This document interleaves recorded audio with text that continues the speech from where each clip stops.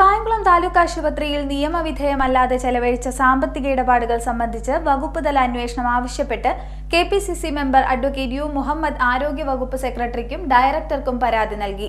വിവരാവകാശ നിയമപ്രകാരം ലഭിച്ച രേഖകളും പരാതിയോടൊപ്പം നൽകിയിട്ടുണ്ടെന്ന് മുഹമ്മദ് അറിയിച്ചു.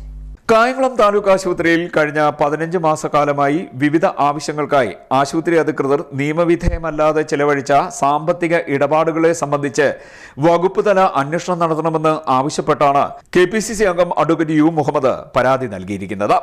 ആരോഗ്യവകുപ്പ് സെക്രട്ടറിക്കും ഡയറക്ടർക്കുമാണ് പരാതി നൽകിയിരിക്കുന്നത്.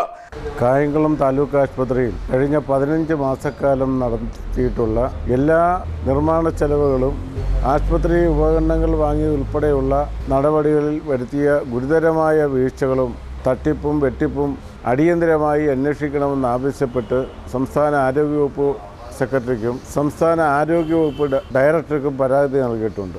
കായംകുളം താലൂക്ക് ആശുപത്രിയിൽ നിന്ന് 15 മാസക്കാലത്തെ വിവിധ ഇനങ്ങളിലായി ചെലവഴിച്ച 1,30,00,000 രൂപയുടെ ചെലവുകളുടെ വിവരങ്ങൾ ആരാഞ്ഞുകൊണ്ട് താലൂക്ക് ആശുപത്രിയിൽ വിവരാവകാശപ്രകാരം ആവശ്യപ്പെട്ട രേഖകൾ അനുവദിച്ചു തന്നപ്പോൾ മിക്കതും അവ്യക്തമായ മറുപടിയാണ് അവർ നൽകിയത്. പല ലക്ഷക്കണക്കിന് രൂപയുടെ ചെലവുകൾ നടത്തിയിട്ടുള്ള പല നടപടികളിലും സർക്കാർ ഉത്തരവുകളോ നടപടിക്രമങ്ങളോ ഒന്നും പാലിക്കാതെ ഗുരുതരമായ ക്രമക്കേടുകളും സാമ്പത്തിക തിരിമറികളും നടത്തിയിട്ടുള്ളതായി ബോധ്യപ്പെട്ടതിൻ്റെ അടിസ്ഥാനത്തിലാണ് സംസ്ഥാന ആരോഗ്യവകുപ്പ് സെക്രട്ടറിക്കും ഡയറക്ടർക്കും പരാതി നൽകിയത്. അടിയന്തരമായി ഇക്കാര്യത്തിൽ പരിശോധന നടത്തി കായംകുളം താലൂക്ക് ആശുപത്രിയിലെ രോഗികളിൽ നിന്നും കൂട്ടിരിപ്പുകാരിൽ നിന്നും പൊതുജനങ്ങളിൽ നിന്നും ദൈനംദിനം വാങ്ങുന്ന HMC ഫണ്ടും കാരുണ്യ ആരോഗ്യ ഇൻഷുറൻസ് പദ്ധതി ഫണ്ടും ദുർവിനിയോഗം ചെയ്ത ഉത്തരവാദിത്തപ്പെട്ട ആശുപത്രി അധികാരികൾക്കെതിരെ അതിശക്തമായ നിയമ നടപടി സ്വീകരിക്കണമെന്ന് പരാതിയിൽ ആവശ്യപ്പെട്ടിട്ടുണ്ട്. സർക്കാർ ഉത്തരവുകളും ക്രമപ്രകാരമുള്ള നടപടികളും സ്വീകരിക്കാതെയാണ്